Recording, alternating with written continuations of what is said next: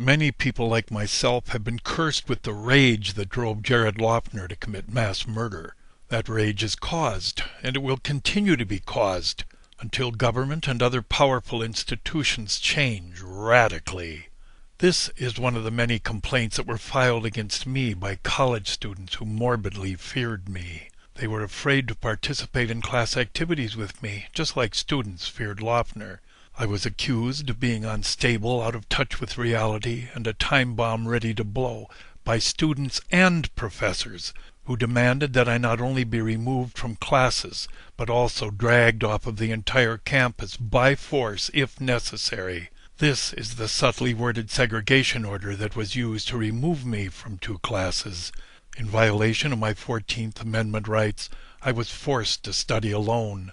Now, in answer to the endless question of why madmen like Loughner strike out, I'll provide some of the reasons why, as a teenager, I came within one finger twitch of committing mass murder. Pay particular attention to the roles that government and other institutions played in this problem.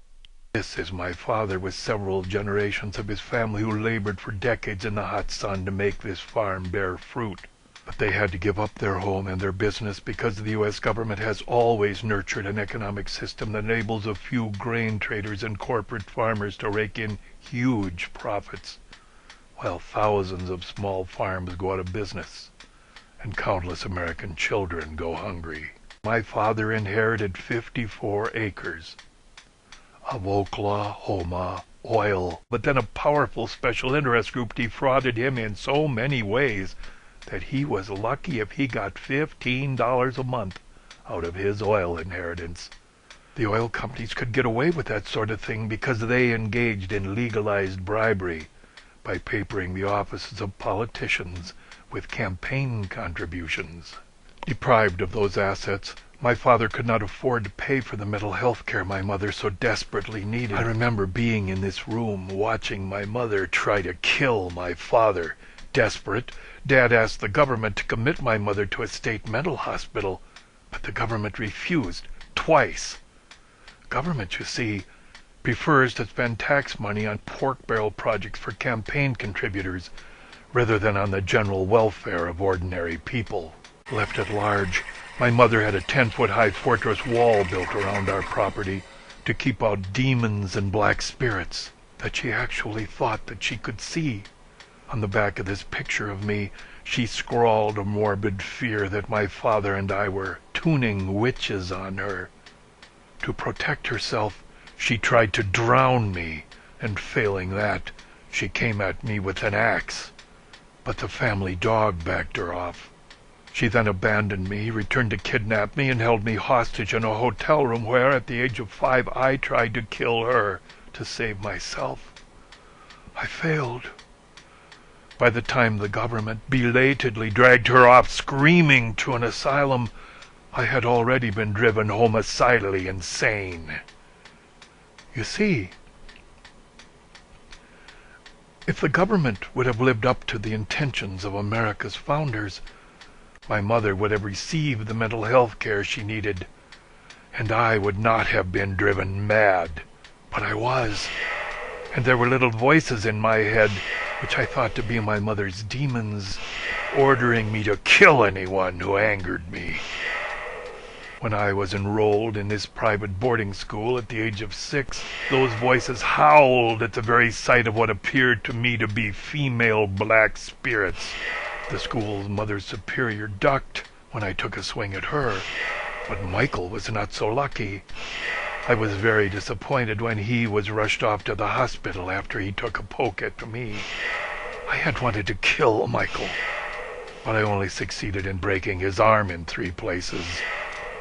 The nuns, fierce disciplinarians that they were, whipped me with double belts on whatever part of my body got in their way, and then they locked me for hours at a time in a closet, where I fantasized about killing them all. I was like a wild thing.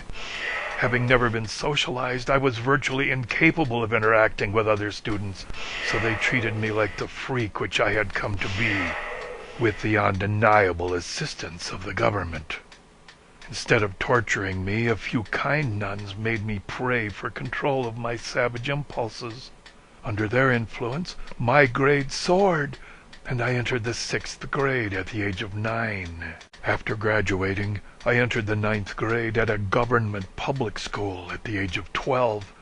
The teachers were not smart like the nuns had been, and there was little or no discipline. One teacher tore up my math test and accused me of cheating because I had solved problems in my head without showing the work. When bullies brutalized me, a teacher that I ran to for help simply told me, "Defend yourself, boy." When I took his advice, another teacher so brutally punished me for doing that my pants became glued to raw flesh with coagulated blood. Under the influence of such incompetent, uncaring teachers, my grade sank to failing, and I, confused and angry, took great pleasure in striking out against the whole society. Oh, it felt so good to break people's windows, slash their tires, kill their pets, and daydream about torturing them all to death ever so slowly. Then it all got worse. When my father retired, his government postal pension was too small to live on, so he applied for the veteran's pension that he had been promised for risking his life in World War I.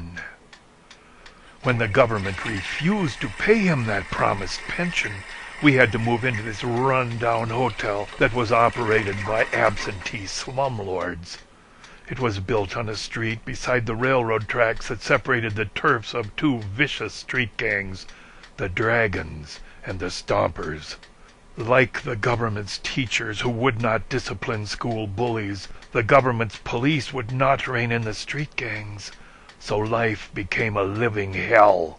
The school bullies, the street gangs, the cruel teachers would not stop harassing me, so there came a moment when I knew that my mother had been right all along. The world was full of demons. Burning with rage, I loaded all the guns my father had collected over the years, opened my hotel room window, and aimed a rifle at just anyone. Clicked off the safety, put my finger on the trigger, and could not even twitch enough to squeeze it. Thank God for the kind nuns at that academy. Unfortunately, religious influences like theirs aren't likely to stop savagely bullied young people from pulling the trigger these days. The United States government has worked hard to drive religious influences out of all public places, including the schools, just like the commissars did in the Soviet Union after the Communist Revolution. There I was, a teenager, living in a hotel that was across the alley from the police station. The things I saw and heard. A judge was making a ridiculous spectacle of himself by chasing around with the go-go girls who danced in the hotel bar. This underage schoolgirl had to endure surgery to deal with the ectopic pregnancy caused by a police officer. He was not prosecuted for his sex crime, but just allowed to resign from the police force. Government was making it oh so obvious that influential people did not have to obey the law. So I began wondering, why do I have to obey that same law? Some people in that small town tried to surround me one day. They blamed me for that double suicide, and I had to run to get away from them. As I fled, I actually felt something other than the fear and the hatred that ever tormented my mind. It was guilt, and a desire to make amends for the harm that I had done. I shut down my small-time rackets, destroyed my negatives, sold my Corvette.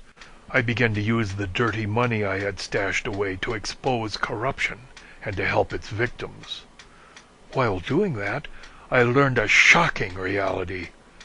A tremendous amount of human suffering results either directly or indirectly from the influence that special interest groups exert on the United States government at all of its levels. A former city employee provided the city council with considerable evidence of corruption, and the council refused to investigate. I acquired some of that accusatory information with the help of a dead man walking, a journalist who had been murdered by the U.S. government years earlier when he was marched through the aftermath of A-bomb tests.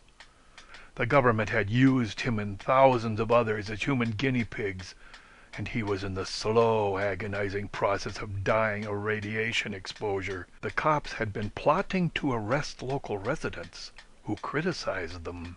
Yeah, we try to get them for everything we can, if you know what I mean. 10-4. When the county attorney tried to reopen one of those cases based on my evidence, he got this response from the chief deputy sheriff, threatening to arrest me and ordering him to call up the dogs. The inner circle and its minions will retaliate against that critic in ways relative to the stakes involved. That retaliation by inner circle sometimes results in the incarceration and gang rape of political prisoners in the United States. When I attempted to obtain public information from a public document after government officials refused to honor my freedom of information demand, I was thrown into a holding pen in a county jail, beyond the heads of the dozen or more hardened criminals who advanced on me, demanding that I drop my pants and let them rape me. Reportedly, Blue was on his way to town to add the name of a high-ranking police officer to that list, when he turned up in his vehicle with a gun and a bullet hole in his head. That all looked eerily familiar to me, because I'd done some work for the federal government and then came close to blasting off the highway into a concrete building in a car which my mechanic insisted had been sabotaged. In answer to my repeated demands for records pertaining to me, the FBI finally notified me that, indeed, they had some files about me, but I was never going to see them. They had been classified secret. After trying to get my FBI records for over 35 years, the feds finally notified me that my records were classified by executive order and filed under the heading Foreign Counterintelligence. Several people have told me over the years that the FBI or Homeland Security or some other government agency contacted companies I worked for or administrators of colleges I attended. That apparently caused people to fear me, so I lost jobs and was thrown out of universities. Finally, I got up the courage to challenge accusations made against me at a university. Critics were shocked to find out that I was an A student and the best scholar that several former professors had ever encountered in their entire careers. The dean of the graduate school agreed that I had to be readmitted to the university. After a long meeting with the graduate committee, they also concluded that no reason existed to remove me from that school. Now, you have to answer the question. Was I falsely accused by the professors and students who denounced me and had me removed from classes? Or did the two deans and the graduate committee make a deadly mistake by ruling that I could return to the university? How would you have decided my fate? Well, it is now 10 years later, and I haven't killed anybody. But it is hoped that this short video has helped to answer the question about the motives of madmen who commit mass murder. They are very often abused or otherwise mistreated until a rage builds within them, and at some point they crack, as I very nearly did on that day when I loaded those guns and aimed one of them out that window. You saw what drove me to it, a government that wouldn't provide mental health care for my homicidally insane mother, a religion that allowed vicious old hags in black robes to mentally and physically torture children, public school teachers who feared to discipline bullies, police that would not rein in street gangs, and others as well, drove me to that moment with deadly certainty, and if it had not been for the kindness of just 4 of those nuns, and the endless patience of my father, another bloody slaughter would have been added to American history. Now it is up to you, personally, to prevent mass murders from happening, by readmitting God to the public schools, by raising children correctly with moral standards, by forcing government to provide mental health care to those in need, by demanding that teachers, police, and other authorities rein in bullies and street gangs. By so doing, you will at least lessen the chance that another child will feel the rage that cursed Jared Loughner.